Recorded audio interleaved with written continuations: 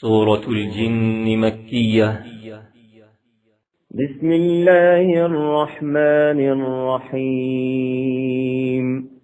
قل أوحي إلي أنه استمع نفر من الجن فقالوا إنا سمعنا قرآنا عجبا يهدي إلى الرشد فآمنا به ولن نشرك بربنا أحدا وأنه تعالى جد ربنا ما اتخذ صاحبة ولا ولدا وأنه كان يقول سفيهنا على الله شططا وأنا ظننا أن لن تقول الإنس والجن على الله كذبا وأنه كان رجال